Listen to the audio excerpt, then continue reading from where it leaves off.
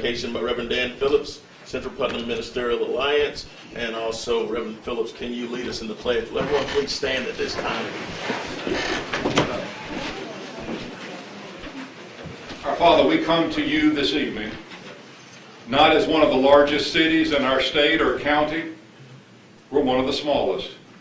But Father, the desires, the passion that our people have for living in a good city, for having a good government, for knowing where wisdom comes from. Father, this puts us up at the top. And so may we know that we have elected officials that have the passion and the desire and the drive to do what is best for our community. They want to listen to our citizens. They want to find the best way to solve problems. And Father, they want to do so knowing that everything that is done, whether it be in this building, in this room, out talking to neighbors, everything is done in your presence. And so, Father, we know that you're watching. We know that you're listening. So, Father, grant each and every one the wisdom to know how to not manage, not rule, but minister to your people, to the residents of this city. And Father, we're very careful to know that all of our prayers are to you and granted by you. In Jesus' name, amen. Amen.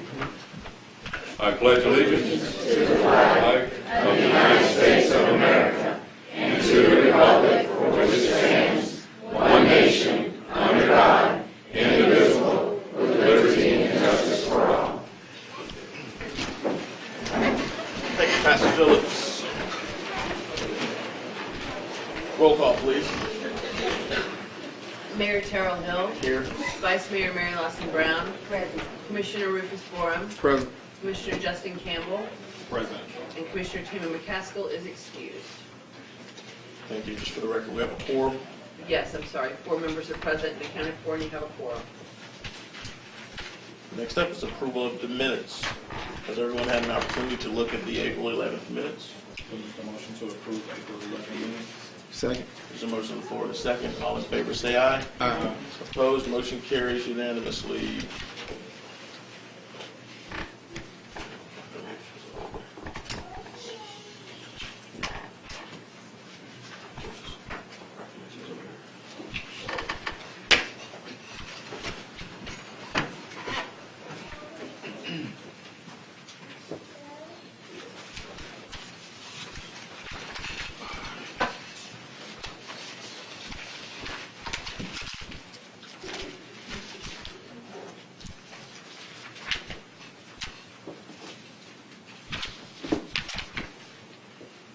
Moving our agenda to item 1, which is our public recognitions and presentations, and we have a bunch today.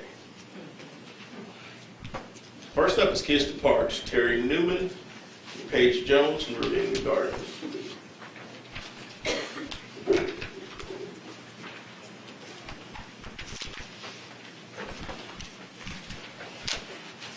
This proclamation reads as follows. Whereas May 18, 2019 is the 9th annual National Kids to Parks Day, organized and launched by the National Park Trust. And whereas National Kids to Parks Day empowers kids and encourages families to get outdoors and visit America's parks. And whereas it is important to introduce a new generation to our national parks. And whereas we should encourage children to lead a more active lifestyle to combat the issues of childhood obesity, diabetes, mellitus, hypertension, and hypercholesterolemia. And whereas National Kids and Parks Day is open to all children and adults across the country to encourage a large and diverse group of participants, and is designed to broaden children's appreciation for nature and outdoors. And whereas Palaca and Putnam County are the home of some of the most beautiful parks and recreation areas in the state of Florida, including the Ravine Gardens State Park and boasts the state's first designated Blue Waves paddling trail and Bartram Trail, and is a trail hub of northeast Florida where 3 trails converge. Whereas Ravine Gardens State Park will celebrate National Kids to Parks Day on May 11, 2019 from 10 a.m. to noon with free activities and a community walk. Now therefore I, Terrell Hill, Mayor of the City of Palaca, Florida, together with the members of the Palaca City Commission, do hereby endorse and proclaim May 11, 2018 as Ravine Gardens Kids to Parks Day in the city of Palaca, and we urge all citizens to make time on Saturday, May 11th to take their children to the Ravine Gardens State Park, or on Saturday, May 18th to take their children in their lives to any neighborhood, state, or national park, trail, or blueway. And with this whereof, I appear to set my hand and cause to be affixed the seal of the city of Palaca, Florida, on this 19th day, on this 9th day of May, the year of our Lord, 2019. Terrell Hill, Mayor, Mary Lawson Brown, Rufus Borum, Justin Campbell, and Tammy McCaskill, Commissioner. I'll entertain a motion. So moved. Second. There's a motion and a second on the floor.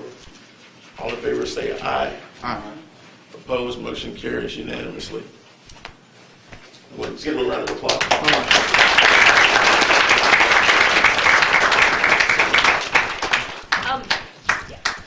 You want me to talk a little bit? Yes. Thank you. Hi, my name is Terry. I'm the manager at Ravine Gardens State Park. This Saturday from 9 until 11, we are having our Kids to Parks Day. Unfortunately, we had some scheduling differences, so this year it's moved up a week. We will have demonstrations, we will have Zumba and yoga for all ages, we will have a bicycle rodeo where kids can get free bicycle helmets, and all of it's free. Every activity is free, free entry into the park, so we encourage everybody to come out and take advantage of this. If you want more information, I left flyers in the back. Thank you.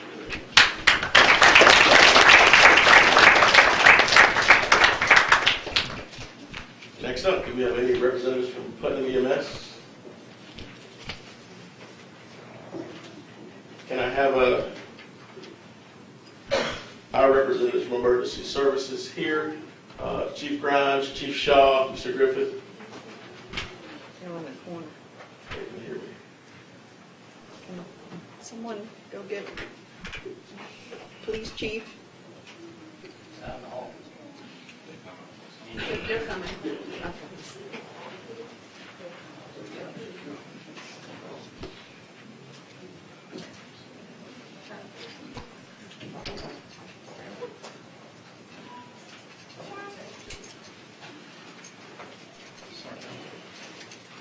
So we got a proclamation for hurricane preparedness.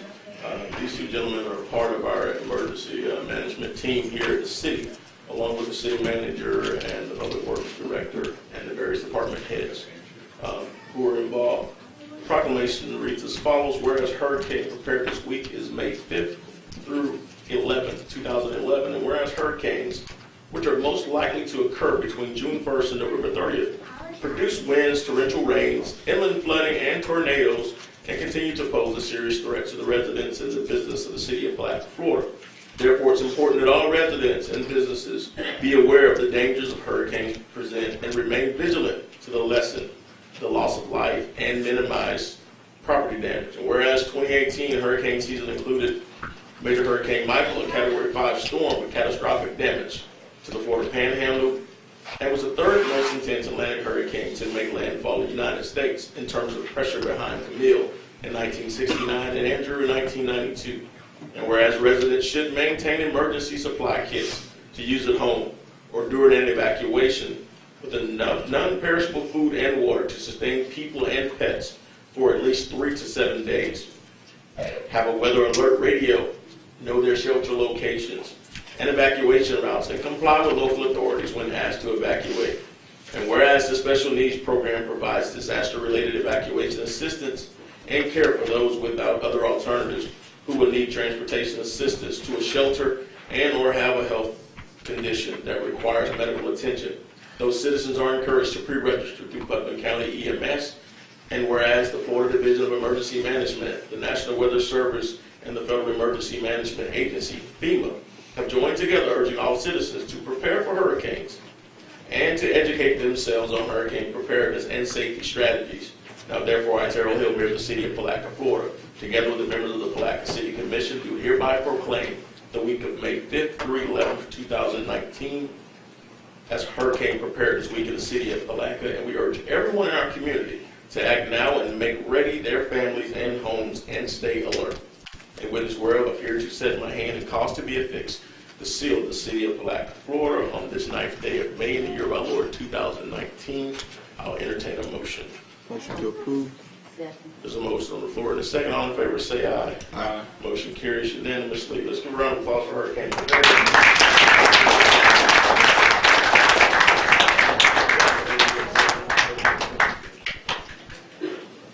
Yeah, we just started our hurricane preparedness stuff this week. I got a couple of our first responders outside. They actually got to spend the last 2 days in Cecil Field in Jacksonville.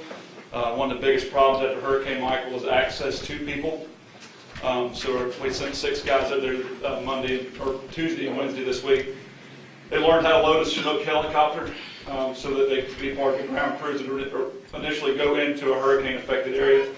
They did it on Tuesday, and then on Wednesday they were actually able to board the Chinook helicopter. They flew them into a mock Hurricane Michael scenario at Camp Blanding. They dropped them off, and they were able to do some hand tools and hand work in there for about 8 or 9 hours on Wednesday. So they are ramping up and getting prepared for our hurricane season. So thank you so much.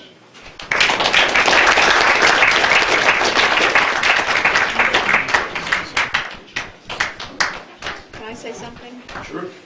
We're encouraging everyone to sign up for alerts, and you get them whether it's a hurricane, a tropical storm, a thunderstorm, anything that's coming down the pipe at Putnam County EMS. It's easy to do. You go to their website. You can go there in person. Everybody knows where that's at. It's on Highway 19 with a nice big flashing sign. Please sign up for the alerts. If you have special needs, sign up early for their special needs shelter, because we never know what to expect. And we've been hard hit by hurricanes these last couple of years, and so we're encouraging everyone. And if you get an emergency evacuation, please pay attention. Thank you. Thank you. Next up, Safe Boating Week. Kathleen Fisk, the Coast Guard.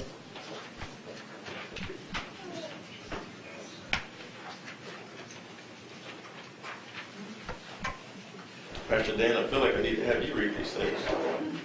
Doing fine, Mr. President. Where would you like me there? Here, I can find it. Whereas for nearly 90 million Americans, boating continues to be a popular recreational activity. From coast to coast and everywhere in between, people are taking to the water and enjoying time together, boating, sailing, paddling, and fishing. During National Safe Boating Week, the U.S. Coast Guard and its safe boating partners encourage all boaters to explore and enjoy America's beautiful water responsibly. Whereas Florida offers unique water-related recreational activities to its residents and visitors from around the world, and boating is one of the state's leading outdoors activities. With more than 1 million residents participating in this pastime, Florida is known as the boating capital of the world. And whereas, on average, of those who die each year in boating-related accidents in the U.S., around 80% of those are drowning fatalities, most of which are due to accidents caused by human error or poor judgment and not by the boat, equipment, or environmental factors. A significant number of boaters who lose their lives drowning each year would be alive today had they worn their life jackets. And whereas the National Safe Boating Council sponsors the North American Safe Boating Campaign, a year-long campaign across the U.S. and Canada, which is focused on spreading the message of boating safety and responsibility, and the critical importance of always wearing a life jacket on the water. Safe boater education is an inexpensive and easy way to access, and classes are relatively available online and in person. And whereas the Palatka City Commission supports the goals of the North American Safe Boating Campaign and wishes to promote safe boating in Putnam County, proudly known as the bass capital of the world, due to its bountiful recreational fishing opportunities, where boating is a part of our culture. Now, therefore, I, Terrell Hill, Mayor of the City of Palatka, Florida, together with the members of the Palatka City Commission, do hereby endorse and proclaim May 18th through 24th, 2019 as National Safe Boating Week in the City of Palatka, and we encourage all citizens to participate in local U.S. Coast Guard planned activities on May 18th through 25th. Wear life jackets when boating, learn about the practice of all safe boating habits, and participate in Wear Your Life Jacket to Work, May 17th, and post photos at hashtag Life Jacket to Work, hashtag Safe Boating. And with this word, I'm here to set my hand and cause to be fixed to seal the City of Palatka, Florida, this 9th day of May in the year of our Lord, 2019. Terrell Hill, Mayor, Mary Lawson Brown, Rufus Boren, Justin Campbell, and Tim McCown, Commissioners. I'll entertain a motion. So moved. Motion and second. All in favor say aye. Aye. Motion carries unanimously. Let's give a round of applause.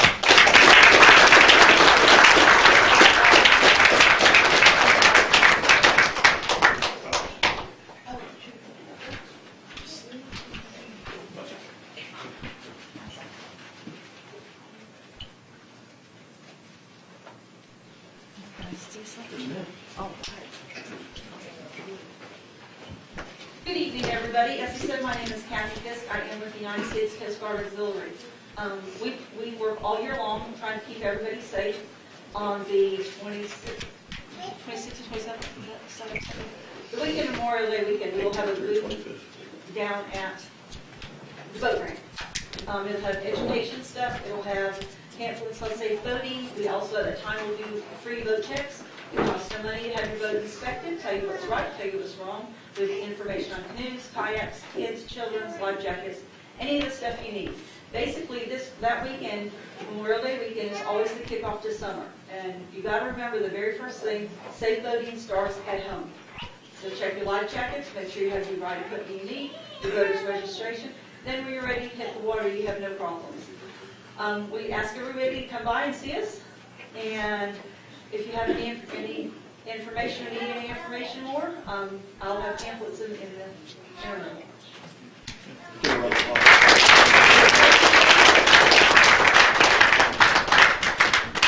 Next up, Chief Shaw.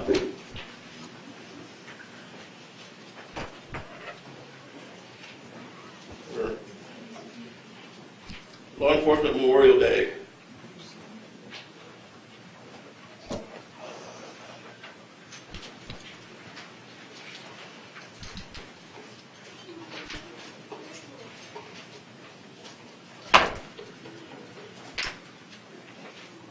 Whereas on May 12, 2019 through May 18, 2019 has been designated as National Law Enforcement Week, and whereas May 16, 2019 has been designated locally as Putnam County Law Enforcement Memorial Day.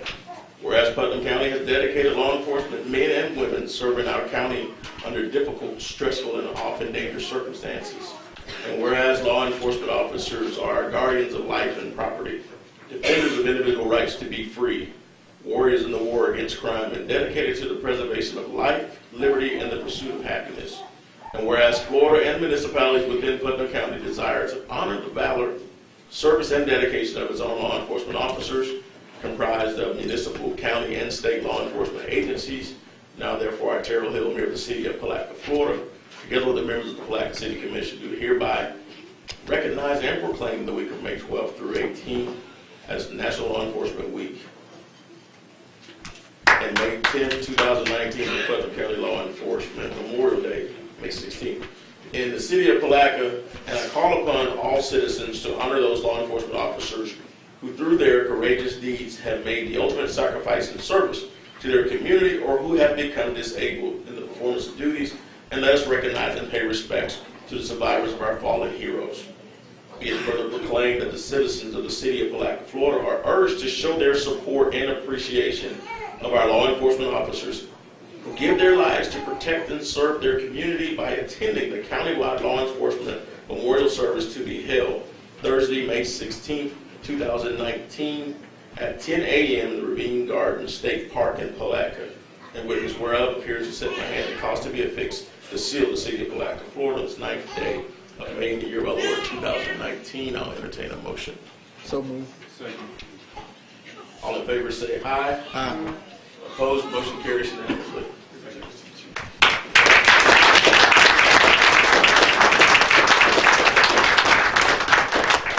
Since I have you here, Chief, I'm going to call Mr. Gerald Donnelly up at this time, along with Chief Grimes, and any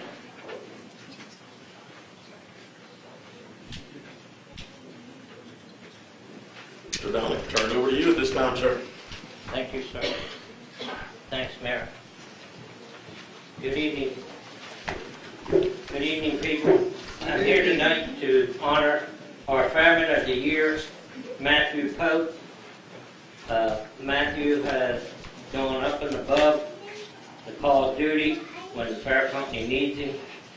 I'm here to present him a plaque and a certificate of the Veterans of Foreign War Post 3349 of Palatka.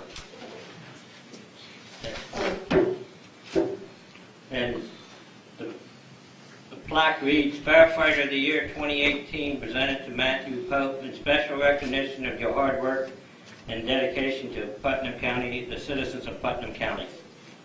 Presented by the Veterans of Foreign War for the United States, Post 3349.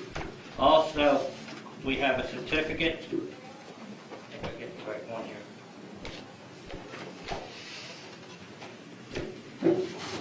Our national office that we present to the Fireman of the Year, Matthew Pope. It reads, in special recognition and the highest praise for the alertness, personal courage, and ever-efficient guardianship of the life and property of Putnam County. Congratulations, Matthew Pope.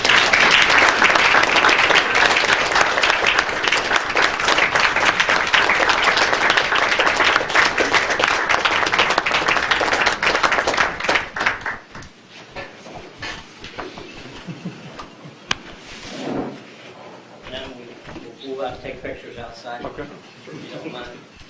Thank you. Thank you, Matthew, for all you've done for the community and for all the firefighters of the community for what they do.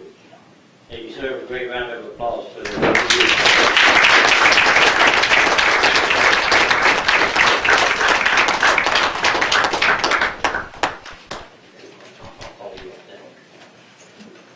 We're going to go to the Policeman of the Year, which was Demetrius Johnson.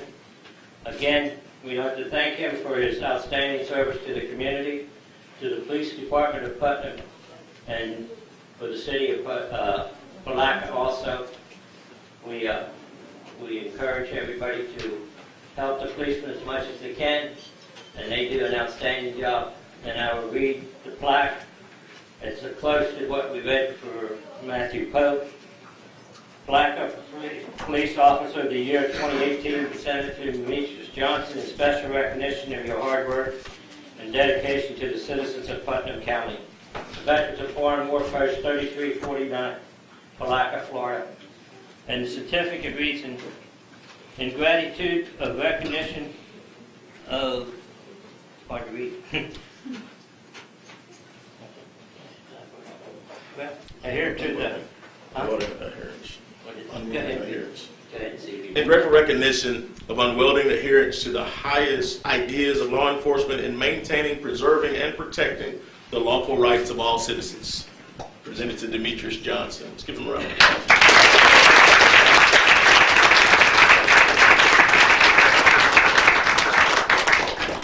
Unfortunately, Sergeant Johnson couldn't be here tonight. He had a death in his family.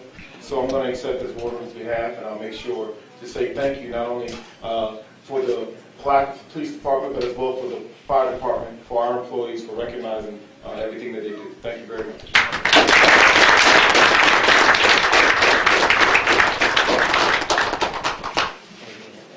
And let's give a round of applause to VFW.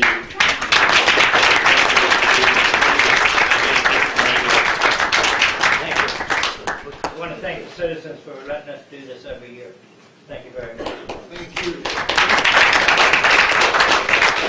Just before we do that, we're actually going to come in. We're going to take a break as soon as we finish with the presentations, and we can take photos at that time for the newspaper as well. We've got one more presentation. I've got to steal Chief briefly from you. The last recognition we have is for the National Police Athletic League Girl of the Year. At this time, I'm going to turn it over to Chief Shaw and the Police Athletic League. Commissioner Campbell, if you want to come down as well. And anyone present from PAL, would you please come forward for this award? It is my pleasure to have the opportunity to introduce this young lady. There's many ways that I can introduce her today. I can start off saying she's an honor student, she's a volunteer, she's a leader amongst her peers. I could say a number of different things as far as how she demonstrates all those abilities by committing her time to our volunteer program, which is our mentoring program. But today I had the honor not only to say she's my niece, but to say she's the National PAL Girl of the Year. And she had the honor of taking a trip, all expenses paid, to Los Angeles, California, to receive her award. It was a valuable experience, a knowledgeable experience, and something I think she really truly cherished. If you would please help me to recognize Betty Arnold as a National Power Recognition.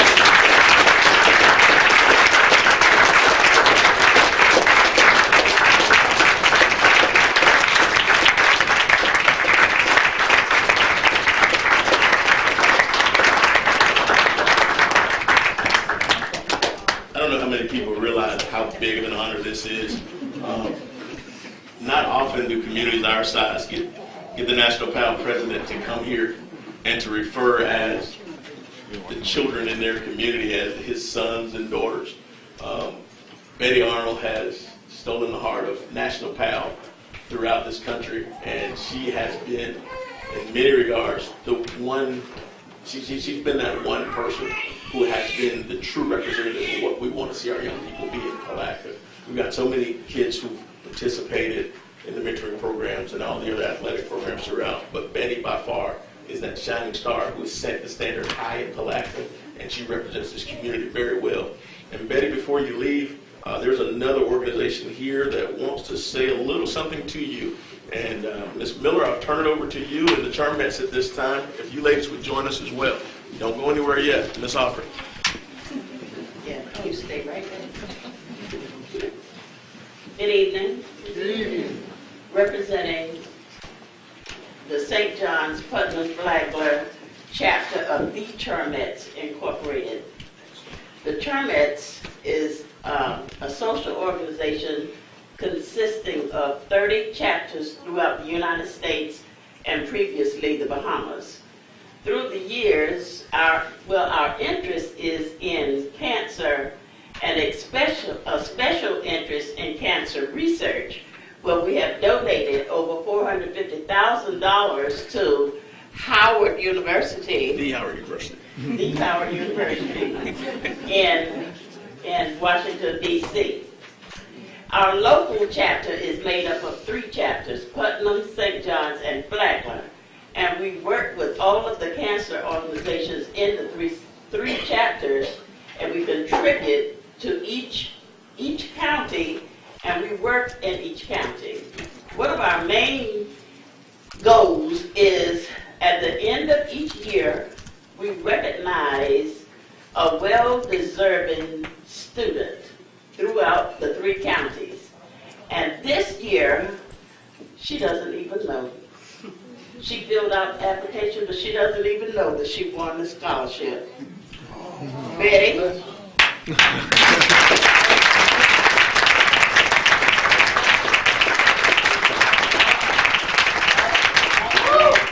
behalf of the St. John's Putnam Flagler Charmettes, we would like to recognize you with a certificate in honor of your outstanding performance and dedication in excellence in academics and community involvement, and a check for $1,000.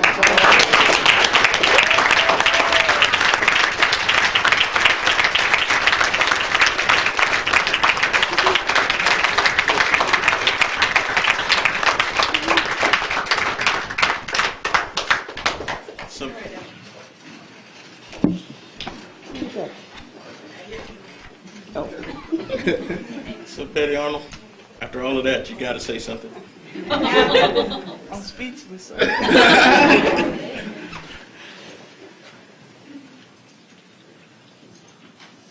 Chief, you want to get into Thank you all so much.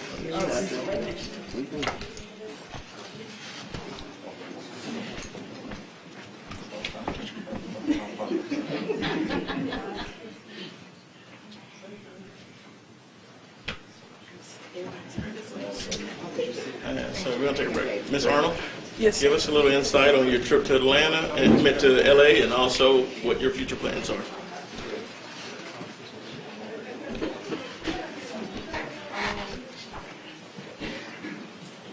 I'm sorry. I'm nervous. I didn't know I was speaking. So the Los Angeles trip for the National Power Conference, it was very beneficial. See, I first joined PAL in 2017, and didn't really know what it was or what it was about. But once I learned more about PAL, it was everything that I wanted to do. Because I always wanted to get involved in my community, but I just never knew how. But with PAL, we do so much for the community, so I thought that was just so beneficial to be able to do. So being a part of PAL and just being able to give back to my community was one thing that I just always wanted to do, and I just thought that was so helpful. And going to LA, or going to the National PAL Conference in LA, they just gave us more insight on ways in which we can better our community, whether being a small community like Palaka, from different perspectives and different activities that we could do. And yeah, I just thought it was just so helpful. And so my plan is I will be attending the University of North Florida for nursing because I want to I'm become an RN and then get my ARPN because I want to be able to open my own practice and come back to my town to be able to remove the stigma that's on our medical facility in Palaka and be able to make a change in my community. So yes.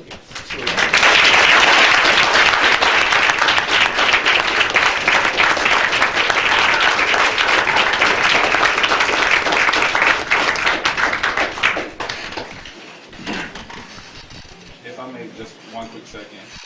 Last year I had the opportunity and the pleasure of attending the PAL conference that's held annually at Disney. And last year I saw how she said that she was going to take this position. And I heard Ms. Pam Brown tell the story of how she didn't know what she was going to LA for. But just to see her words being manifested by what she spoke, and then the work that she put in over the last year, and seeing the National PAL president come in and adore the work that she's doing, completely floods my heart with joy, simply because if you believe it, you can achieve it. And that's true to what Betty is. And to all the students that we have here in the audience today, this should be the example that you want to follow after, because if you believe in your heart, believe in your mind, anything is achievable. You can be recognized on not just the local level, but on the national level. And I'm so proud to say that you are nationally known.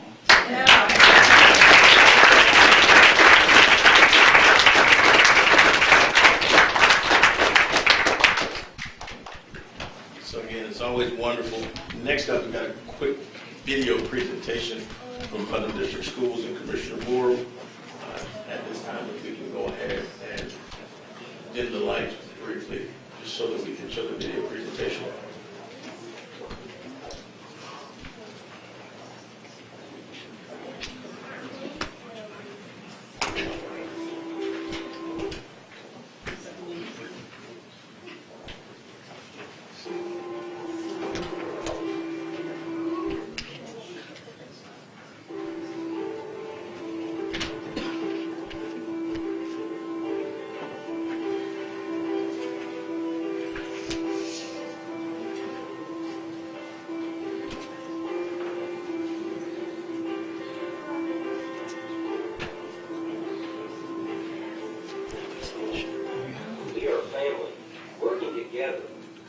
To inspire every student to think, to learn, to achieve, to care, to become a successful and responsible citizen.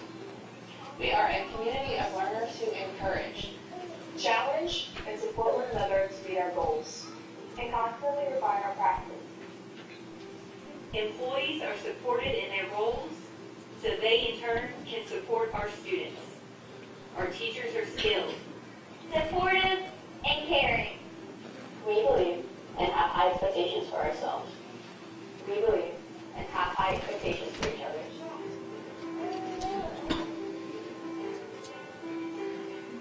As business and community partners, we are informed. We can share. We feel like we are a part of the district's success. Our voices matter. We are a place where financial health is a priority. Our community supports our schools. And our schools sustain our community. Though we have distinct cultures, as principals we work together to align district and school goals. Together we have made unprecedented growth in school grade, graduation rate, and acceleration opportunities. We are a place where students learn to think for themselves, to create, to experiment and tinker, and are not afraid to fail. We believe that all students have the potential to graduate high school and have success in college and their career. Our students are our future. Future employees, Future business leaders. future parents, our next generation. I will be a teacher, a doctor, an ongoing technician, A welder. a lawyer, Olivia firefighter paramedic. I am the class of 1982. Class of 1997. Class of 2004. I am a class of 2014. I am the class of 2006. The class of 2000. I am the class of 1990. With an unwavering drive, we continue to prepare our students to compete in the world of tomorrow. We have big dreams and even bigger goals. We are Putnam County Schools.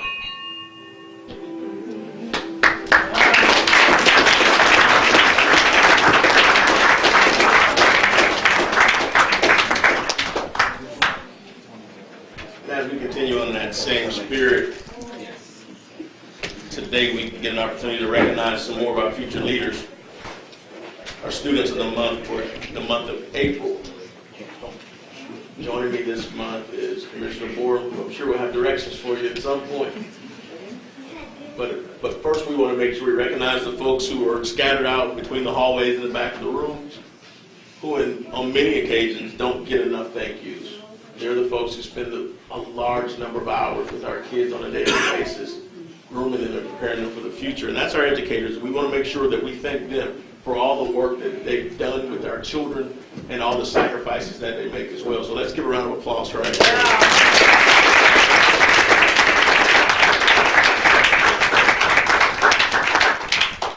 We can attest to the fact that it does truly take a village to raise a child. Also present today, we've got a number of parents. These are the parents who set the tone for being engaged in their children's life, along with family members, grandparents, everyone who's here on behalf of one of the young folks who's being recognized. Please stand at this time because we really want to thank you for all that you put into that child. And so the way that you train them, stand up and be recognized.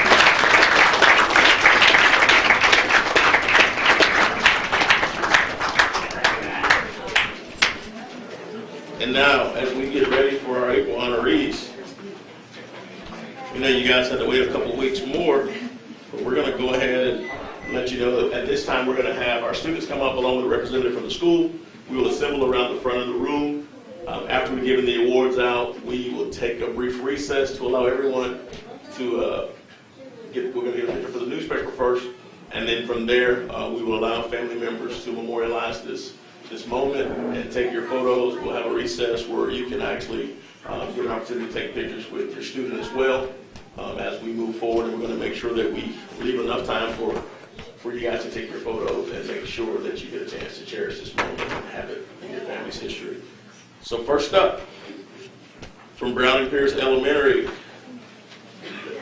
Jalen Davidson.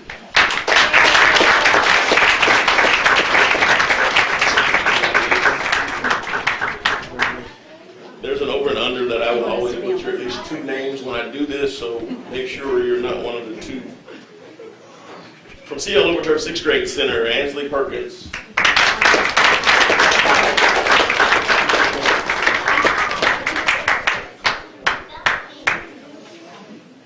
From Children's Reading Center Charter School, Walker Huddleston.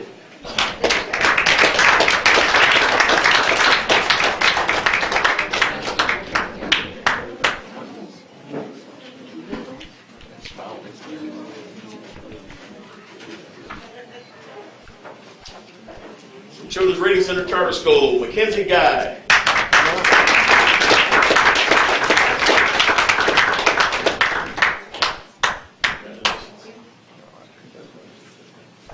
From E.H. Miller School, Edgar Hernandez.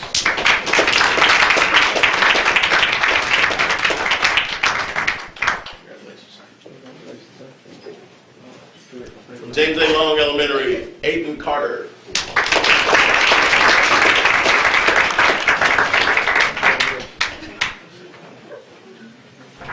Also from James A. Long, Layla Wilkinson.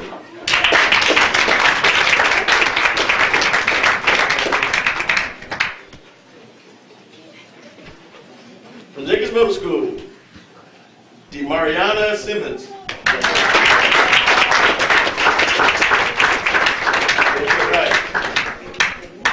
Get it right. I'm on the road today. Kelly Smith Elementary School, Brooke Ward.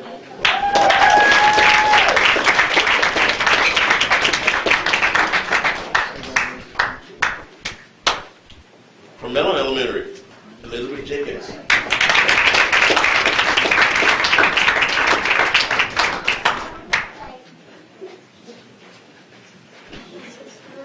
Congratulations.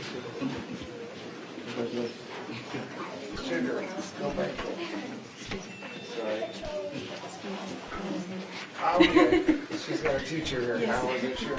From Mosley Elementary, Alan Flores.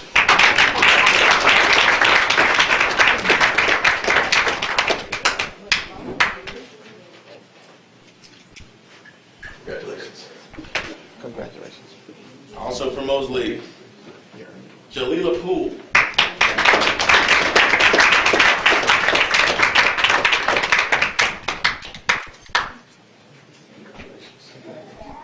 From Palatka High School, Mikeria Colson.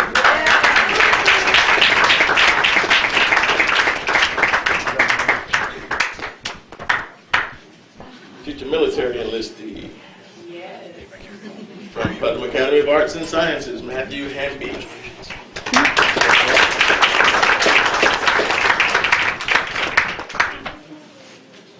Congratulations, sir. Done good this month. Also from Putnam Academy of Arts and Sciences, Charity Gibbons.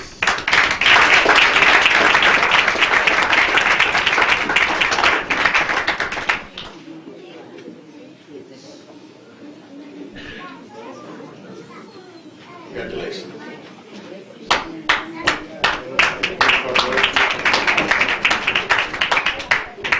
So I think Commissioner Campbell kind of summed it up, and it's something that I've learned. I learned this as a third grader with Miss Green's class at Mosley Elementary School. We said it every day, and I've been repeating it ever since we came up here. And we said, I am somebody. If my mind can conceive it and my heart can believe it, I know I can achieve it because I am somebody.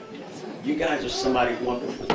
You're destined for greatness, and don't let anybody discourage you or keep you from realizing everything that you ever set your heart on.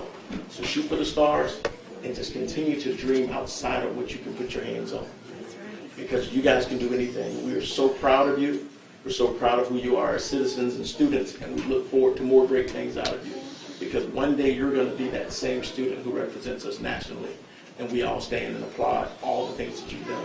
So remember that education is key to success, and we are proud of you. So let's give you guys a round of applause.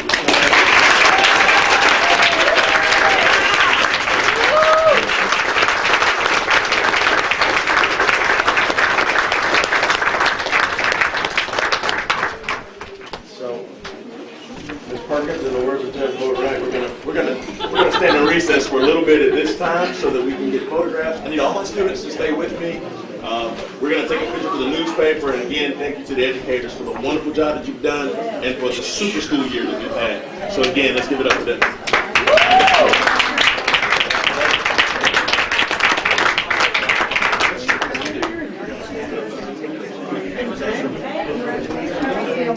Good.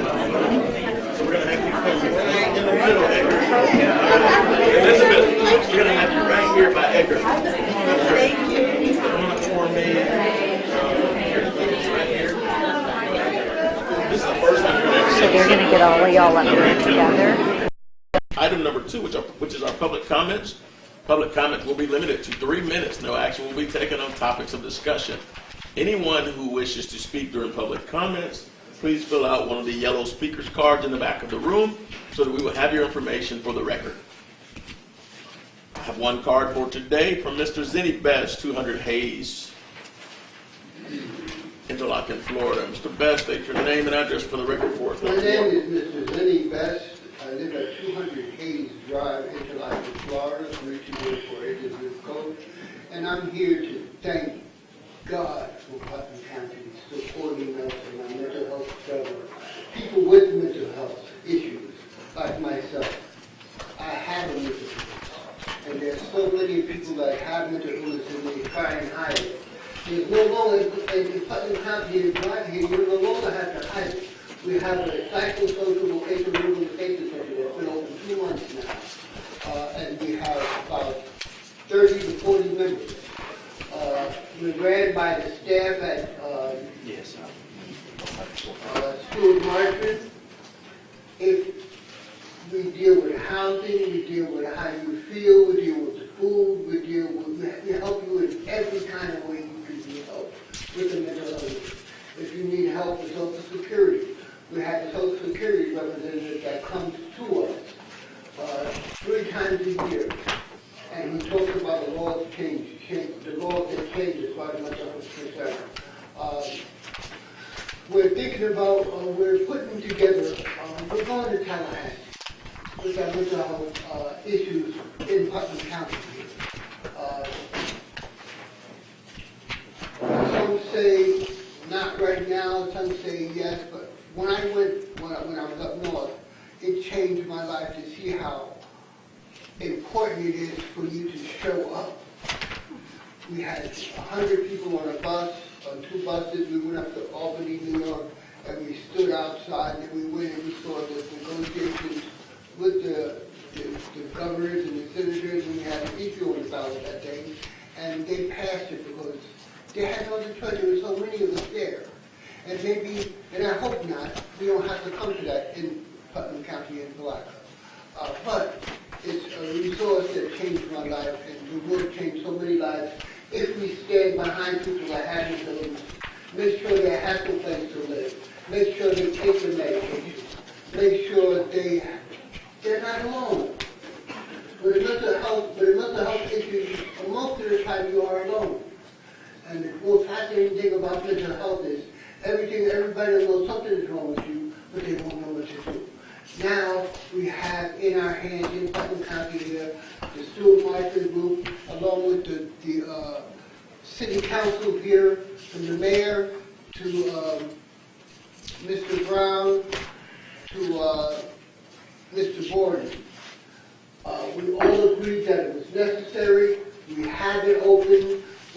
We haven't started to go get patients from their homes, and when they can't travel, don't have the money to travel, or don't have the will to show up. We call people at home and ask them how they're doing. We do what we do to keep everyone healthy in the county. And I want to thank the board here, the mayor and the mayor down. Thank you. We got it. Thank you. Thank you, Mr. Best. Appreciate you. We want you to take every second when you say thank you. We appreciate that. Thank you, sir. Thank you. Now, again, we appreciate you and the effort and the consistency that you put forward in making this thing a reality. And so we look forward to, even increased awareness as it relates to mental health in this community. And again, thank you for championing this cause. Yes, sir. Moving on, is there anyone else here for public comment? Seeing no one from the vast array of people in the audience who's here for public comment, we're going to go ahead and close public comment at this time. Moving forward to item 3 of the agenda, which is our consent agenda. Today we have items A through M on our consent agenda. Are there any items that you wish to have removed at this time? I'd like to have item E removed, please, for discussion.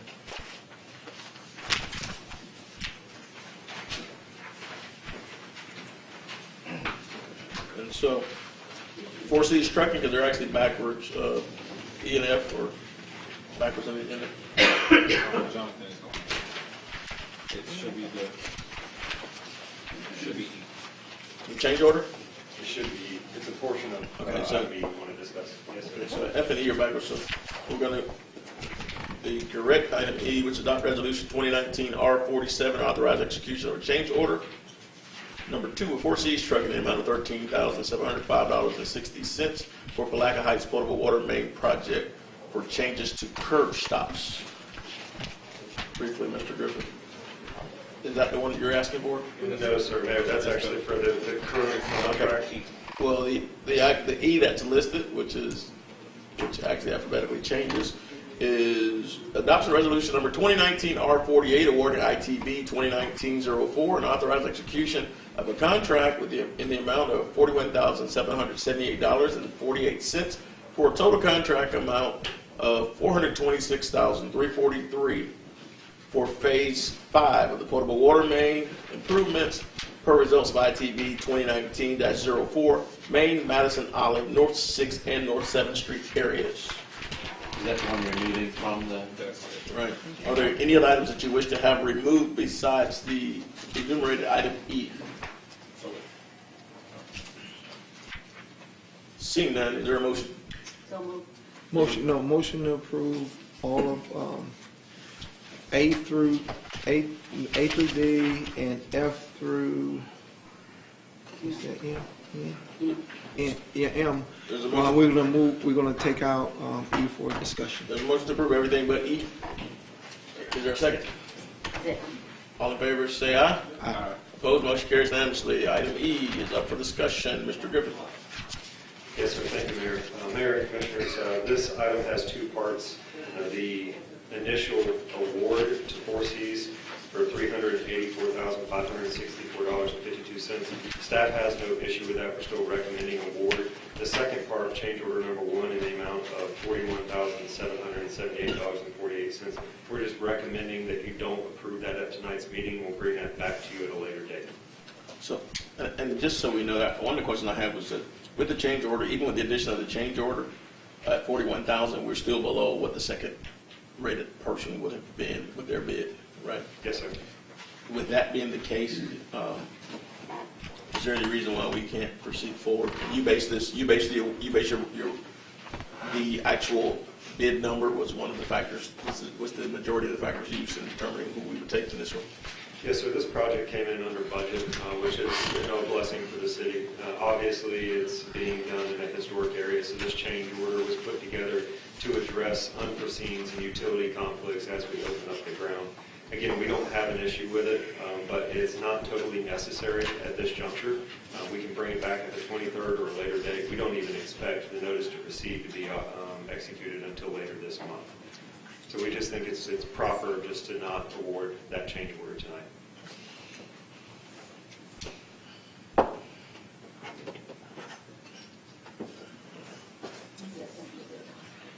So, based upon recommendation for staff, is there any further questions? Seeing no questions, is there a recommendation? Motion, based on staff recommendation, request not to approve item E.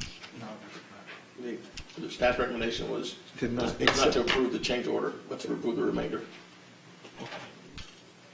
Well, okay, we'll just, we'll accept the, we'll deny. You can do a motion to accept staff recommendation if you want. A motion to accept the staff recommendation. There's a motion to accept staff recommendation for the award of $384,000, $384,564.52. There's a motion second on the floor. Any further discussion? Question. Questions called. All in favor say aye. Aye. Opposed, motion carries unanimously. Moving on to item 4. Resolution authorizing execution of a master consultant services agreement with Passero and Associates for airport engineering consultant services at Palaca Municipal Airport. A resolution of the City of Palaca, Florida, accepting the ranking of respondents to RFQ number 2019-01, Airport Engineering Services, and the authorizing contract negotiations with the top-ranked respondent. Motion to approve. There's a motion on the floor and a second. Now open the floor for public hearing. Is there anyone here for public hearing? Seeing no one, we'll close public hearing. Is there any further discussion from the commission? Question. Questions called. All in favor say aye. Aye. Opposed, motion carries unanimously. Again, thank you, Mr. Yule and the Airport Advisory Board, and all also from Pastor and Associates, Mr. Lesko's in the back of the room. I want to recognize you as well and thank you for your continued service. Moving forward with item 5 on the agenda, public hearing ordinance, Crystal Cove RV Park, planning board recommendation to amend the future land use map and element from RM residential medium density to the REC recreation for 11.1 acres located on the northeast side of Comfort and Crystal Cove Road. Large scale amendment, second reading. If you remember, this is one that we previously approved.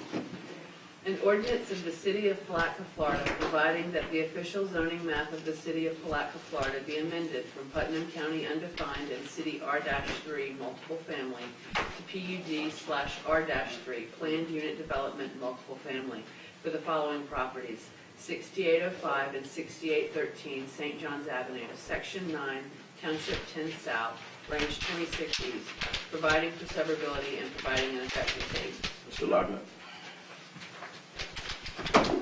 Commission, Mr. Mayor, this item has been advertised. This is the second hearing. There were no comments at the last meeting. Unless you have some questions, I have no presentation. Unless you'd like one. None for me, anything from the commission? Motion to approve. There's a motion on the floor. Is there a second? There's a second. We'll now open the floor for public hearing. Is there anyone here for public hearing? Seeing no one, we'll close public hearing. Any further discussion? Question. Questions called. All in favor say aye. Aye. Opposed, motion carries unanimously. A lot different than last time. So, again, gentlemen, we want to thank you guys in the back of the room for your efforts and continue on again. Mr. Redford, welcome. And so, celebrate this again. Thank you guys. Mr. Mayor, just a clarification. I believe the address that was read into the record was for the next item. We kind of crossed paths here. Crystal Cove is located northeast side of Comfort and Crystal Cove Roads. Just for the item. Yeah, Andy read the address for the next item. Let's just read the caption again, make sure we got everything clear for record. An ordinance of the City of Palatka, Florida, providing that the future land use map of the adopted comprehensive plan be amended with respect to the following parcel of land from This is RM. cottages. It's not the right one either, because now I'm reading off of the screen. It's cottages. Right. Position of real property. Oh, look at number 7. That's the ordinance. Go ahead and read it. Yeah. Just go read them.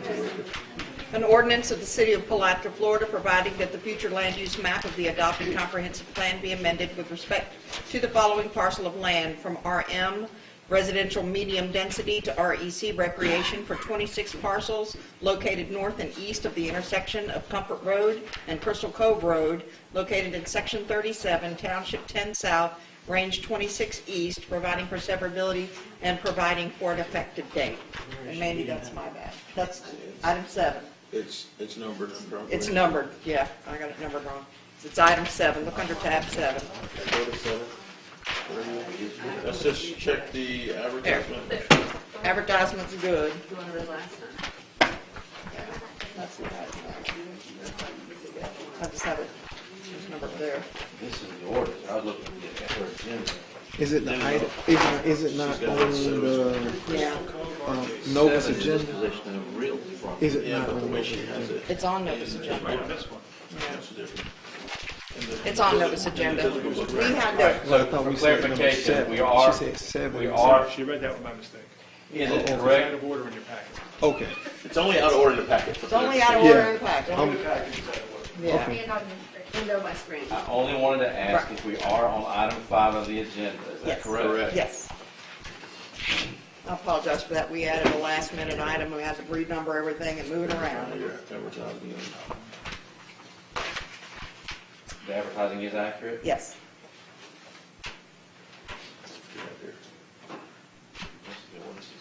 It's the, Comfort Road and Crystal Cove Road. That's it. Yeah, we could, That's everything. section 37, Township. And it's 9 advertised. South. All right, and just for, Township 9 let's make a motion. Motion and approve. Motion to approve by Vice Mayor Brown. Is there a Second. second by Commissioner Bohr? And we'll now open the floor. Public hearing. Is anyone here for public hearing? Mayor, I need to bring something to your attention. Bring that card with you too.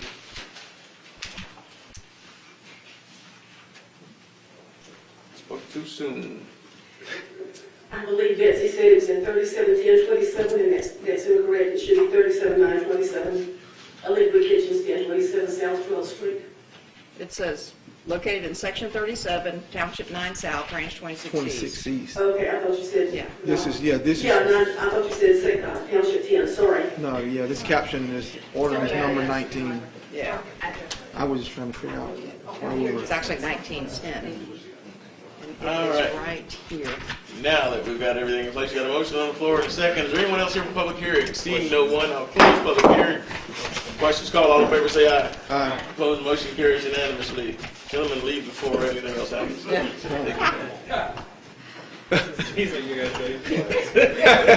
This is it here.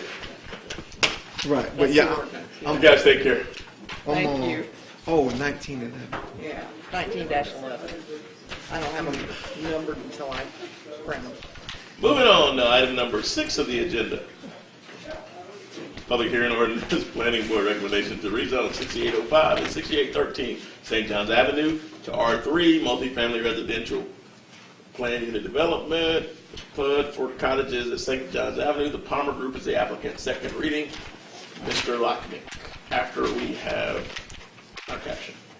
An ordinance of the City of Palatka, Florida, providing that the official zoning map of the City of Palatka, Florida be amended from Putnam County Undefined and City R-3 Multiple Family to PUD/R-3 Planned Unit Development Multiple Family for the following properties: 6805 and 6813 St. John's Avenue, Section 9, Township 10 South, Range 26 East, providing for severability and providing an effective date. So move. Second. There's a motion on the floor in a second. Mr. Locknick. Mr. Mayor, we had a first reading. We had no comments at the first reading about the item. We don't have any substantive changes tonight, but the applicant has requested some clarification in what would be adopted, and I'm going to go ahead and let, if you like, have the applicant approach the microphone. Mr. Palmer, you're up. Thank you. I think, let me just read what I've tried to put down to explain what's going on. First of all, thank you for allowing us to speak to you for some needed clarifications. Mr. Koch, our architect and planning partner, was unable to be here tonight due to some wife's illness and complications. We've had a little breakdown in communications between Steve and I, no fault either way, but we realized we had not received a copy of the ordinance after the first reading. After I realized it, contacted Steve and said, can you send it to us, which he was able to get to us Tuesday of this week only.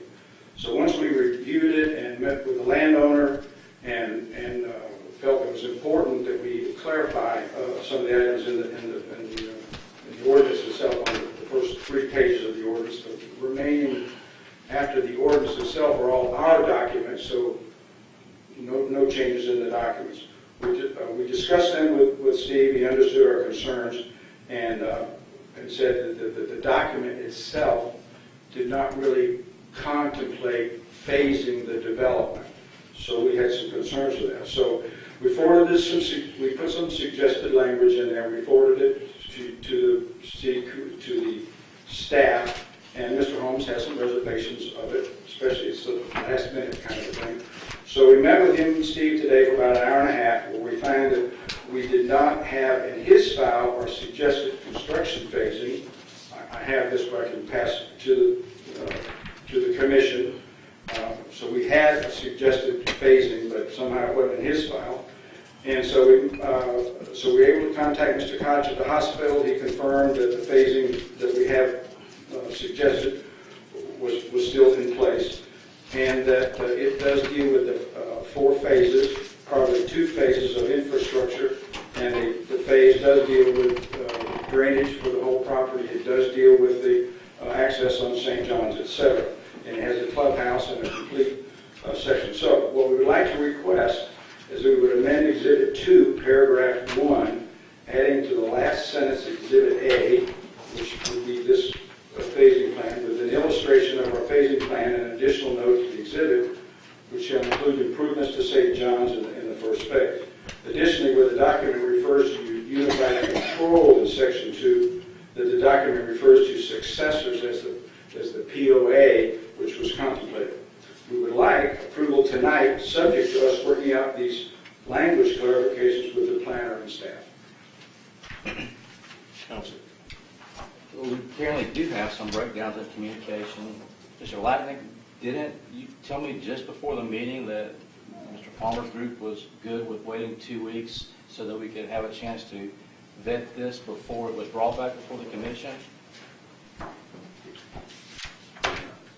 Mr. Mayor, that is the conversation we had, is about the idea of a 2-week delay. I did not advise the applicant as to what his position is. I mean, it's up to him to make his decision how he wants to proceed, but I did suggest a 2-week. Well, okay, then maybe I misunderstood you. I thought you told me that you had spoken with them and they were good with that 2-week delay. Yes, I am uncomfortable with considering it denied. I communicated that today to Mr. Lacknick. Ms. Driggers was on the telephone. My understanding, she agreed with that. Am I wrong? No, I agree. I don't know what, and again, understand, and I told Mr. Lacknick to communicate this to the applicant. I'm not telegraphing in opposition to adopting a phased approach or incorporating that into the ordinance. My concern is that we're trying to push this through at the last minute when, until yesterday, I guess, I had not even seen what changes were being anticipated or talked about after we had this heard at first reading, approved at first reading without any objection, and sailed on until yesterday thinking it was going to second reading tonight. There's too many moving parts from my perspective for me to be comfortable in saying that these modifications that are being suggested on second reading are nothing more than, quote, clarifications. So I'm not at all saying that I'm going to be opposed to or recommend any kind of opposition to the change in I guess, the concept of having COs issued for separate phases for various things that are being proposed. Now, I'm just saying that as I explained this afternoon to Mr. Lacknick and with Ms. Driggers on the phone, I'm not comfortable that I've got my mind wrapped around it so that I'm ready to say that tonight's vote on second reading with changes being made to an ordinance, which from the time I've been here, I'm not being a real fan of making changes on second reading. The whole idea of changes or first reading is to make changes there so that you have time for the public to understand what changes are being made. To the best of my knowledge, the public has no idea what's being proposed tonight in the way of changes.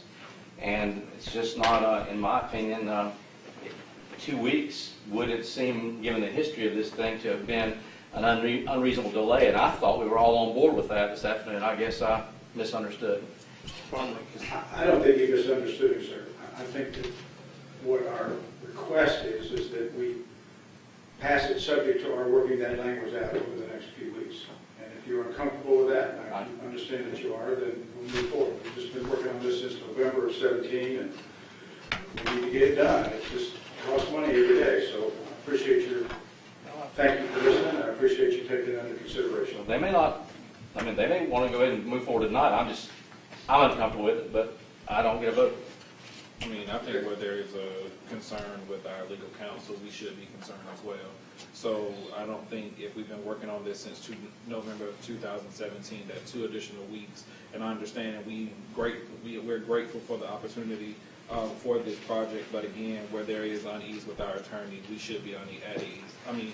We should, follow that recommendation. So I would definitely go against it at this point and spread it out for 2 weeks. Sure. I agree. I think that, 2 weeks is we need to have our ducks in a row before it's approved. All of us do. Because all of us need to live with this for a long time. Forever, hopefully. Right, yeah. And staff agrees that we do need to add that phased approach into the attachments as well. Yes, ma'am. Yeah, so we think that's a good thing. Okay. We just need the time. Thank you for, let me contact y'all. Yeah, just before I do that, we got a motion on the floor. Are we withdrawing the motion that's there previously? What I would like is if you guys could table this for 2 more. I like that. May I request that? Okay, I like that. Commissioner Borum.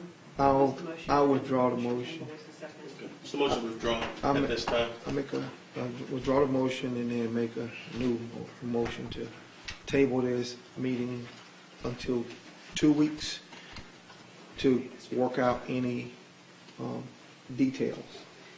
So time certain of May 23rd. Time for May 23rd. Motion on the floor, on the table. Is there a second? Second. Motion on the floor, is second. Any further discussion?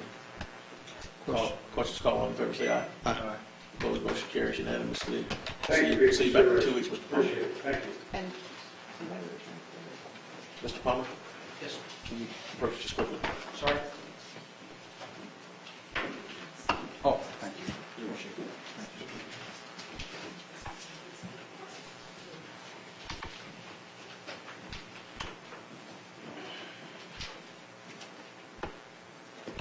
Moving forward to item 7 on the agenda, disposition of municipal real property.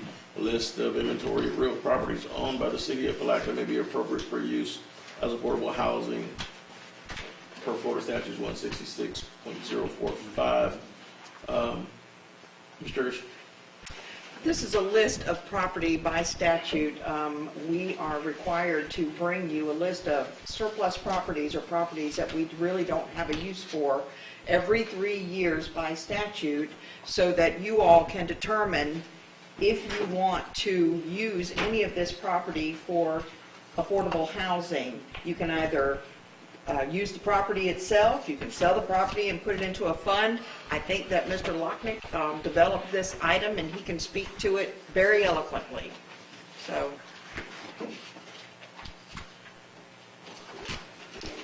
Mr. Mayor, Commissioners, I've put together a set of all the properties.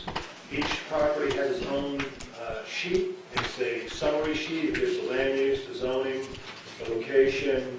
It gives a very brief description of the properties. Now, each property is unique in some fashion. Some properties have some existing structures on them, some single-family homes. Some properties are commercial in the downtown district. Most of them are residential.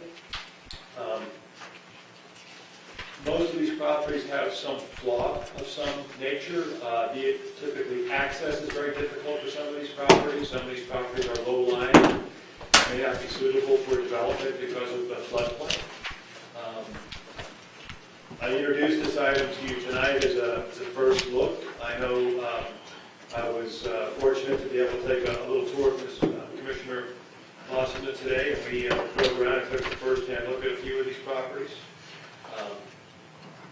It's up to you how we want to proceed in terms of going through them tonight, or if you want to contemplate them for another time. What would you suggest? and you can see here that he's got, a series of 5 separate recommendations on the summary sheet. Sell the parcel and use the proceeds for affordable housing. Sell with the restriction that it be utilized for permanent affordable housing. Donate the property to a nonprofit for affordable housing. Take other action with the property, or take no action and retain the property. We've had a suggestion that we possibly send this to a workshop. Is that your recommendation? So, just for the record, for the last few years, we've been working on, it started with Mr. Crow when he was here. I guess that would have been a little over a year ago. Working on affordable housing plan, which would include some additional language and detail that pertains to implementation, as well as some other things that are here. I think over the last few years, Mr. Griffith has worked tirelessly on putting together a list of vacant properties that are owned by the city. One of the things that we're looking to do is put together an infill plan, not just have a plan which deals specifically with affordable housing. We've also talked with Denise Weathers, along with Kerry Davis and some of the other folks, the Housing Authority, who've all come in here. And what we talked about doing was actually putting together an RFP to deal specifically with some of the properties that we have in place, to see if we can get veterans housing or some other housing for designated groups or even employees to be in place, so that we can start to actually work towards building our own tax base through city-initiated projects from an RFP process, which in fact we could turn over and do other things.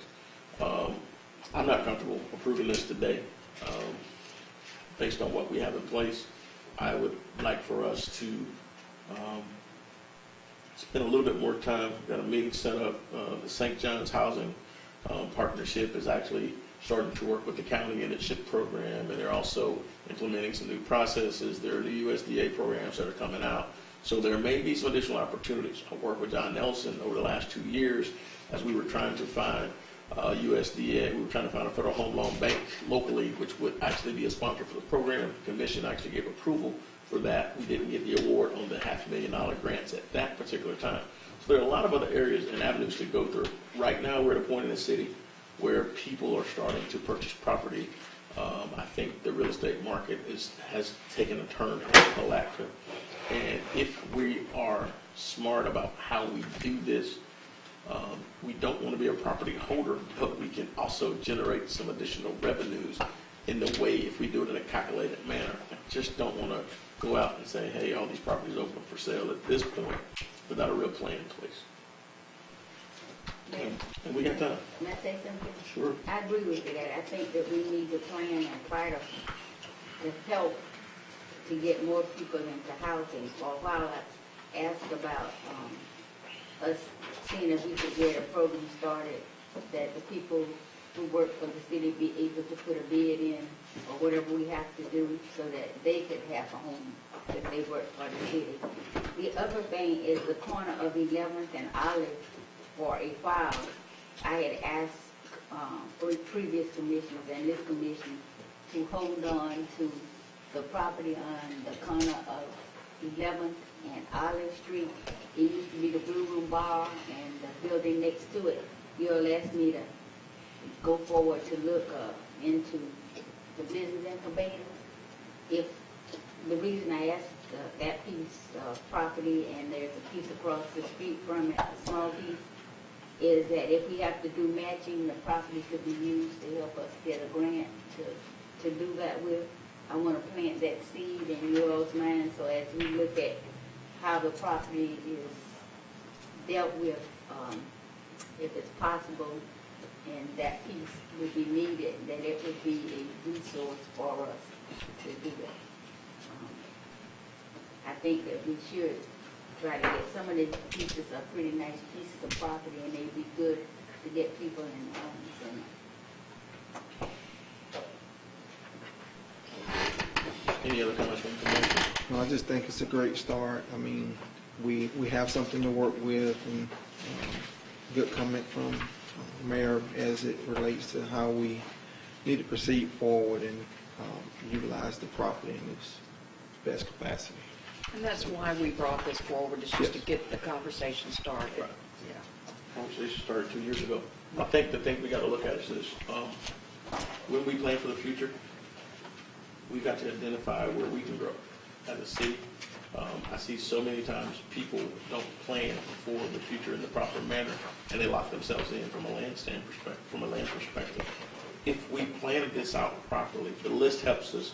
I think that the maps and the depictions help us as we go. We've had the vacant property list published on multiple occasions. We've actually gone so far in the past as to have realtors list properties for sale in the past for nominal prices like $1,200 for a vacant lot. But I think that we are at a point in the city where things are starting to change a little bit, and we need to have more conversation in an open forum as a commission where we start to hear Ms. Brown's perspective on the 11th Street properties, or we start to talk about what our true vision is as it relates to these vacant properties and infill, because we focus so much on infrastructure out of our four primary objectives that we haven't had as much time or resources to focus on housing and the business incubator portion, and even business development. I think if we go ahead and do what we're supposed to do, there are opportunities in downtown. We're seeing property change hands. South Historic District is changing hands all over. We got people coming from the West Coast and purchasing property, and now we've got businesses changing hands in downtown. There's activity for the first time, and we can't do this without having plans in place. So I appreciate the effort in putting forth the list and bringing forth the statutory compliance aspect. But I think that we should spend a little more time on developing a comprehensive plan. There are a lot of folks who can actually help us develop this and put us in a position where we do it strategically. And there was a conversation between Jonathan Griffith and I about ways in which we can use existing city property to as really catalysts for infill in areas that will bring revenue. And so I think that there's a perfect opportunity for that, and that closes my comments out without belaboring the point. But I do appreciate the efforts in bringing this forward. I just think that the time isn't right. Do you think that we need to go ahead and at another meeting think about having that workshop to start the planning? I definitely think the workshop is. I think the workshop will be fruitful in a lot of ways. I do think that bringing in, experts who deal specifically with this, who have an interest in property in Palatka. We've had a number of people from the Housing Authority to Weathers and Wealth Watchers and all these different entities that have actually come in and given schematics, and they've also given renderings as to how to redevelop some of the properties that are owned by the city and what they really propose. And so there's a number of people I think who have an interest in coming in and doing some things. We've actually had some property sold under a specific agreement, and the properties have been renovated over and beyond. And so I think that information becomes very, very important to us. Having those folks come in as well, inviting them in, having our local realtors, I think their input in so many ways also becomes a part of what we do, because they know what the hot areas are in the city, probably more so than we do. We have an idea, but the professionals are going to know the numbers. They're going to know what's the hot spots and what are the places that you probably want to keep for the future. And so this is where we are. So, any further comments? Well stated. I'll entertain a motion. A motion to table, but we're voting on this. The workshop, we're going to do the workshop because this, I do a motion to move this to a workshop until a date certain to discuss further as to what we need to do with these properties. Can we have that workshop within the next 60 days? Date certain, yes. Okay. Workshop within 60 days. There's a motion on the floor to actually workshop this issue. Can we try to get some dates out, possible dates out as soon as possible? Because over the summer there's a lot of time where us educators we're going back and forth to conferences. So the sooner we know is we can accommodate ourselves, make sure it's on our schedule. And the other thing, maybe invite some of those people to see if they can be here, like Farmers Home. They have funding to help people get started, and somebody from some of the banks and stuff. Make sure we have some of them here for first-time home buyers. And some people who can come up with the information that maybe we can put together. CDBG. USDA is rolling out a new program next week. So there's a lot of opportunities. If we can get it, I think if we can get someone like St. John's Housing who's already in the area, who's familiar. Anybody, any way to put any, I don't want to say pressure, but yeah, any way to approach these banks to tell them if we put our money in, they need to be putting money back in our community? I think we just invite them in. I think more than anything, we don't take, we invite them into the meeting as well. We've been inviting them for a while, and they giving their money to larger cities instead of us. So we just invite the ones we bank with. That's a good way to do it. So again, we'll just invite the local banks in and see what we can do as well. We've got a connection who's familiar with OutZone and banking that we can talk to and we can move forward. And we got folks like Ms. Carrera who know this market better than most. So There's a motion on the floor. Do we have a second? Second by Vice Mayor Brown. Any further discussion? Questions called by me. All in favor say aye. Aye. Opposed, motion carries unanimously. Thank you again, Mr. Triggers and Mr. Locknick. Done our statutory duty. You have done it. I feel better. So, again, moving on to item number 8, which is our last item on this agenda. As we move forward, Ms. Becker, come forward with the great news. Good afternoon, night, everyone. Okay, so in front of you, I have passed out an updated budget sheet. If you, the only things that have really changed is utility and sanitation. The problem is whenever we are receiving our funds in from the gas authority, it takes them about a month, 5 weeks to shut or close their books, and then for them to turn over a check to us. So there is a delay in that process. I've received the February, we've received March. March is not booked on that sheet. So what you'll see in the utility fund is about $850,000 over. You have about $500 grand coming in from the gas authority for our water. That is not booked at this time, and we have about $360,000 from the water management that is obligated and it has been requested. It just hasn't been funded. So the shortfall there we have identified. Sanitation, about $40,000 over in expenditures. However, we are expecting about 175 is what we're averaging for March to be posted. So that'll all wash out. It's just whenever you're looking at this and the percentages kind of skew things. Just wanted to clarify that. Also in front of you, what I kind of posted, and I'm going into my update unless you have any questions on the budget. Okay. So we are moving into budget right now. I have met or talked with each of the department heads at this point, and we will have follow-up meetings. And I have a couple tomorrow, so we're continuing with that. I gave you a budget calendar so you know what kind of to expect, my timeline, what we'll be working on. I've also printed out an email that I sent to you all. I know your schedules get very busy during the summer, as Commissioner Campbell said. So I sent an email out a couple of weeks ago. I know it's in advance, but I do need a couple of dates for you, the week of maybe July 15th through the 19th.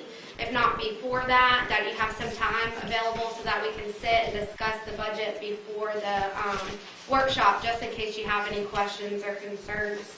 I want to be sure that I give you that summary sheet like we went through last year, so I can show you the changes that for each department and each fund, so that you feel like you have a good grasp on it. The next paper that you see it's something new this year. I don't know how successful it's going to be. However, I'm trying to do some fun things with the budget. It's called Work, Play, Live. I'm asked for each of the department heads to give me something in their budget that we can follow up on. So I want to be... You're trying to do some fun things with the budget? Look at how happy our department heads are, okay? So everybody talks about initiatives. Nobody does anything with initiatives, right? Yep. Because it's just this.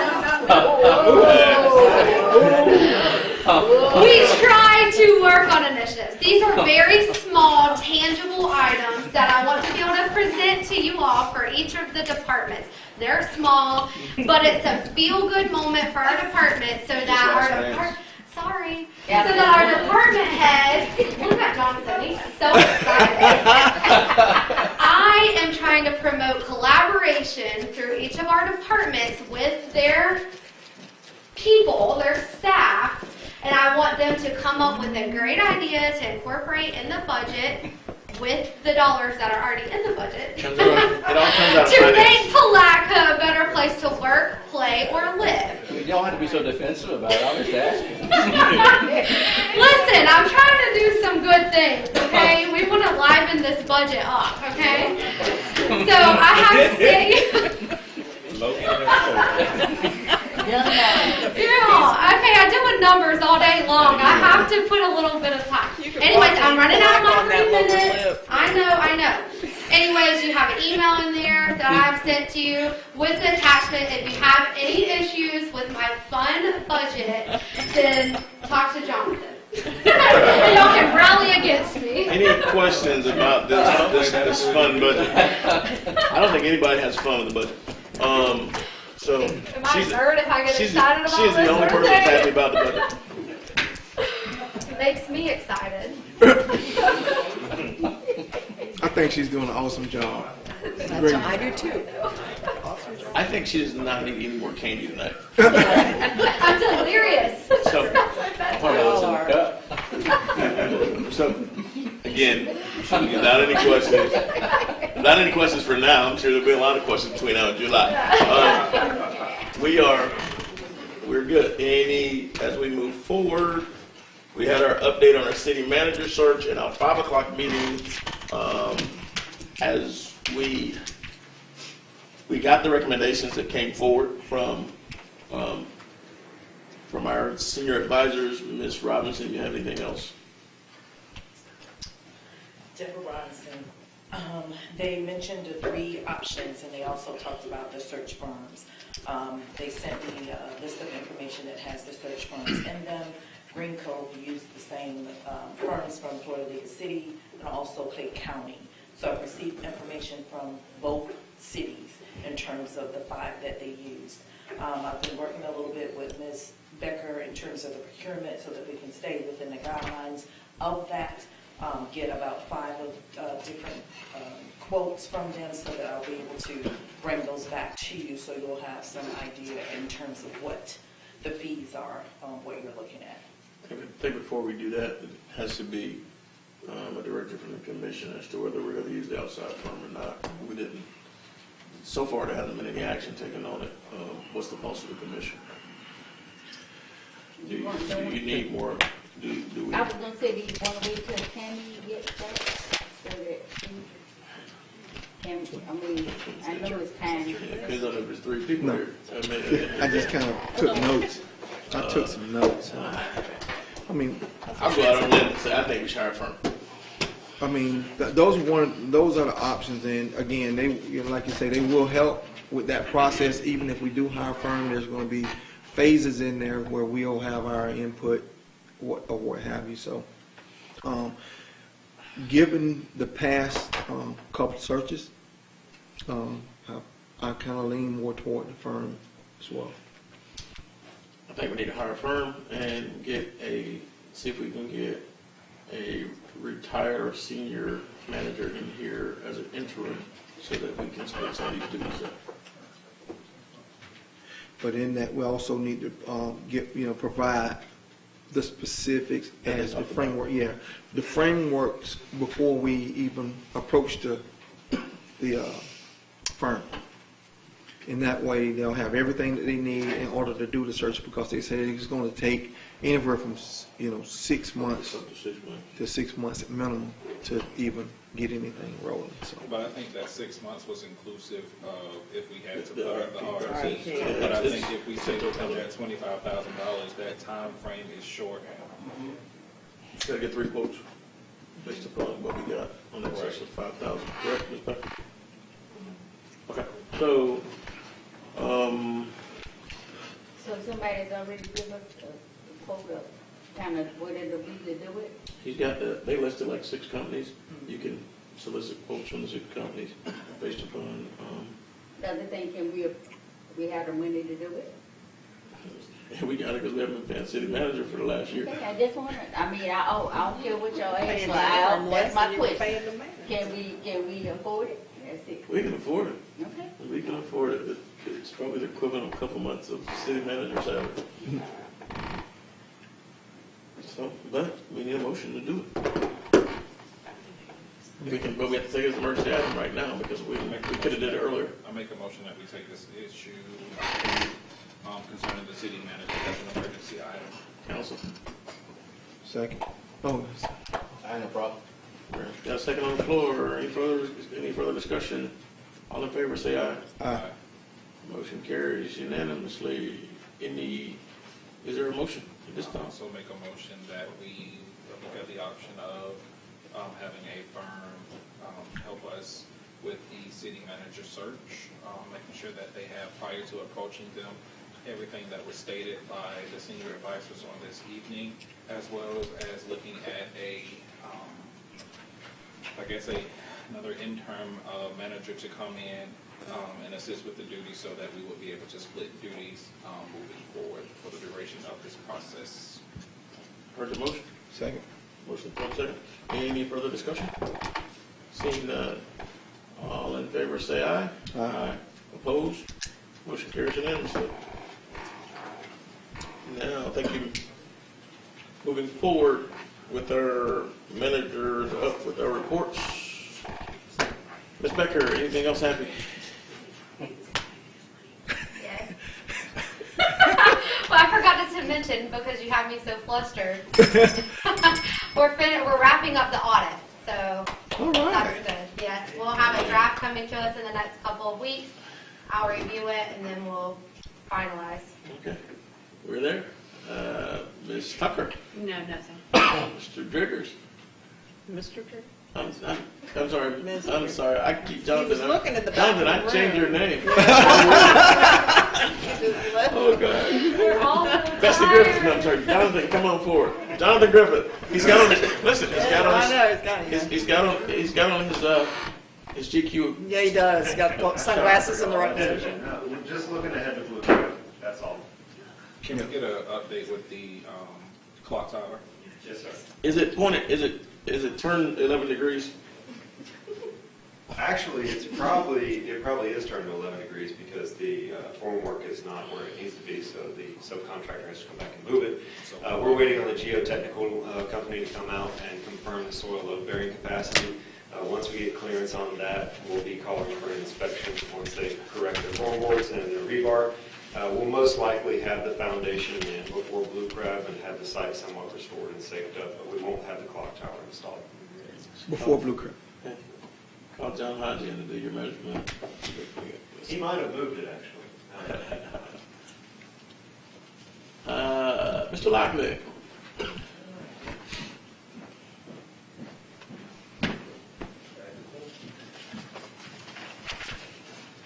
Mr. Mayor, you can say my reports are a little too short, so today I have 2 items for you. There are two just for me. two potential applicants are going to approach the county staff. We have a Captain D's looking at the 200 South 19th. This is across from the CVS. And we also had just a recent contact last week from a gentleman representing Aldi's Supermarket. And they're looking at a site on Reed Street, which is between a mattress store and a Dollar General. So we might be seeing some of those. We might see those applications coming in soon. If you're not familiar with Aldi's, it's a kind of a half-size supermarket. It's kind of a discount kind of a chain, but they're associated with Trader Joe's. Actually, pretty good quality stores. Like for the sign. Very popular in Gainesville. Well, would you tell them about the space down between 8th and 9th Street on Reed? That is already paved and it used to be a grocery store. That was one of our lots right there. Okay. No, No. It's where the Dollar General was. It used to I'm be. sorry. They moved Yeah. it. It's already paved. It used to be a Winn-Dixie store. It's already a building. It's already Look at another property owner The who needs to applicant, be let the Aldi's applicant know about that existing Yeah, vacant would you store. please? Yeah, I will talk about that. They have drafted a very introductory site plan already for the one site. I don't know how committed they are, but I'll find out on Tuesday. They're coming in this evening. That's it. Thank you. Mr. Yule. Oh, thanks. A few things to talk about at the airport. They're good. First, I'd like to say that That crash was not real, right? That's the first no, thing it was not real. Everybody know about it. It was a Google Earth picture that somebody thought was an airplane in the trees. But a few weeks ago, I got to travel to Atlanta to attend a convention called MROs Americas, which is MRO stands for Maintenance, Repair, and Overhaul. And these are airplane manufacturers and airplane logistics companies. And this thing was a monster. It was 1,300 booths, and about 10,000 people attend this thing. And went up there and took some material trying to market the airport. Passero Associates funded one of their personnel to go up there with me, and we double teamed these people as best we could, passed out information, and tried to talk companies up, paid particular attention to the northern tier companies, and would tell them, when you're tired of the winters you get up there, please think about Palatka. And you've got plenty of opportunity for you here. So that was a great opportunity to market the airport. And I think it's a convention that we need to be at every year. Enterprise Florida was there, County of Florida, and I think we need to be there as well. We've got 3 projects. As you know, you approved tonight the security, lighting, and cameras in the west hangar areas. We got you. We're going to be starting the rehabilitation of the runway 17 departure area, and we're also going to be working on the rehabilitating the electrical vault, and unfortunately disassembling our rotating beacon tower. So those are the next 3 projects coming down the pipe from the airport. And we're working hard to do these at zero to minuscule outlay on the city's part for these things. That's the... Yes, the light beacon.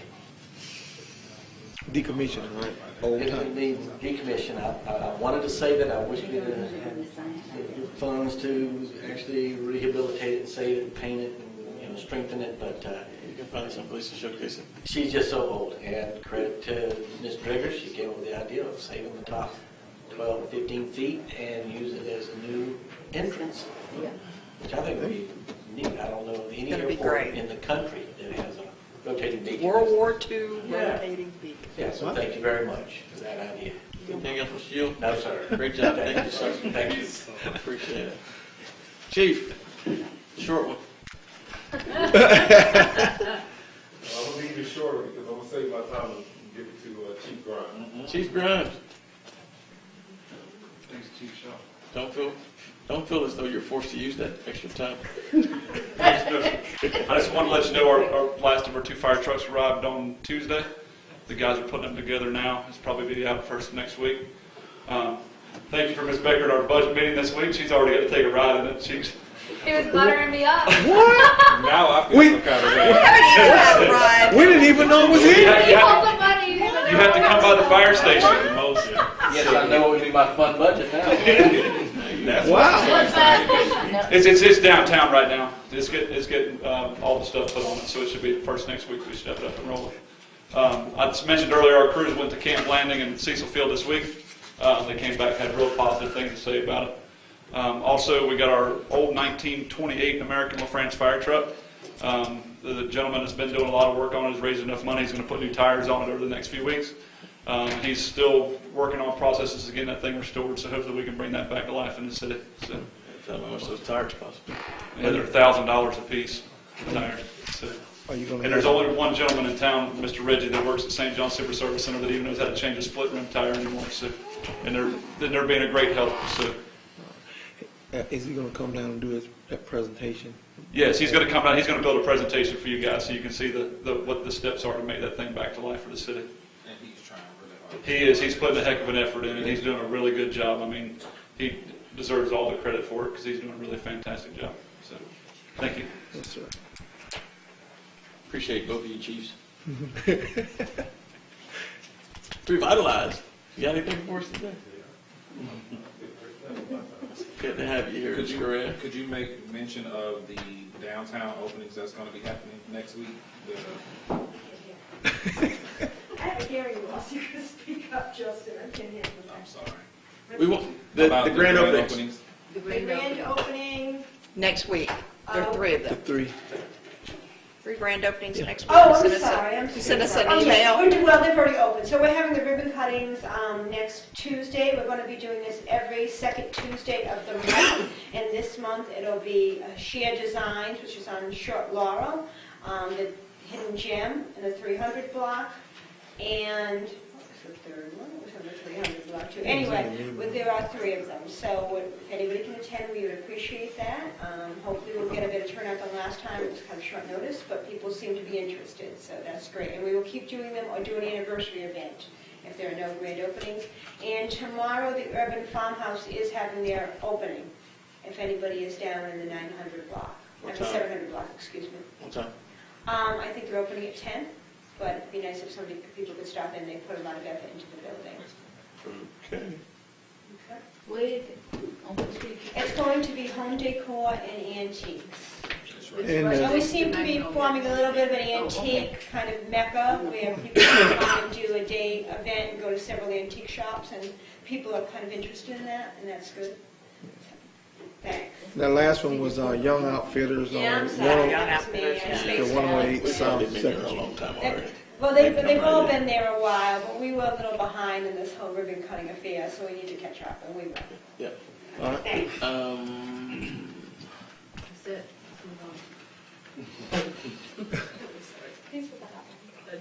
Let the record reflect that was Randy Tucker. Mr. Holmes? Ms. Triggers? We've been notified by the firefighters union that they'd like to start their union negotiations for their contract, which renews in September. So we're going to be starting to put together our contract negotiation team, because the firefighters union has already put theirs together.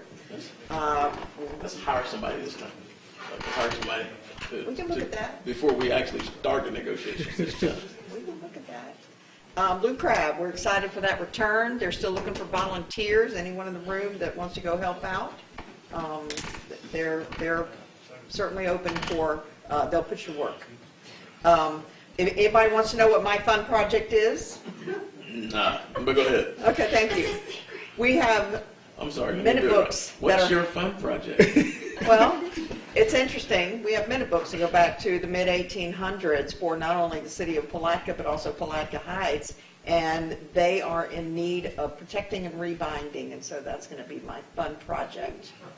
Because there are, from time to time, people who come and do research out of those books, and so we need to protect those. USDA has notified us that they are looking for an office You can't drop that bomb and location. just pass to the next piece. What's that?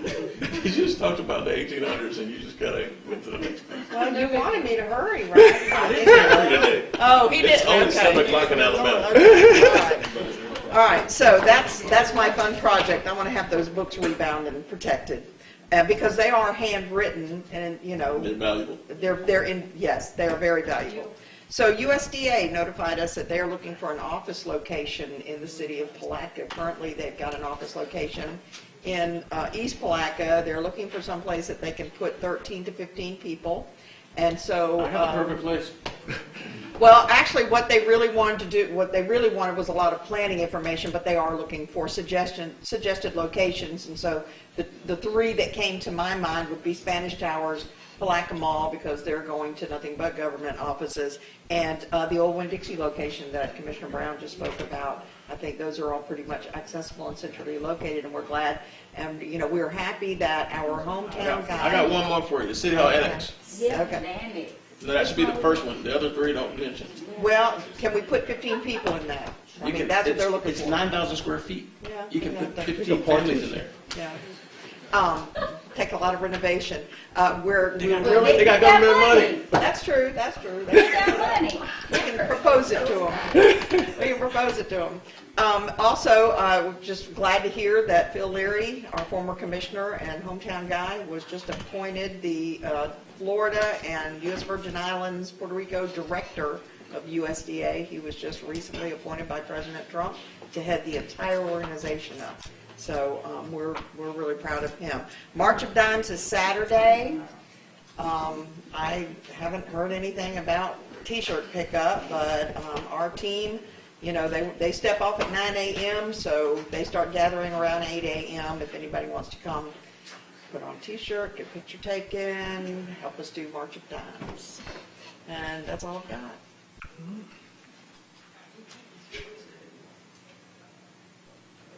Commissioner Brown. I'm making sure. Ladies first. My time out of town was spent at a regional conference, the Southern Regional Conference of municipalities, and there were 8 states there that we discussed what goes on in the legislature and what goes on in our states and what we can do to make it better. So it was very interesting, and I found out that Florida has a lot of problems, but some of those other states are in worse shape than we are. the league had the largest membership attending, and that we have really the best league in the region when we go up, or in the state when they go up to talk about problems and how to solve them, what's going on. Glad to have you back. We appreciate you representing. Commissioner Borum, going in age. Yeah, I won't be here this weekend. I had a death in the family, so I'll be in Central Florida. So that's pretty much all I have. Prayers are with you. Thank you. And Why you said it like that? Nothing tonight, just soliciting your prayers for my father who was hospitalized on yesterday.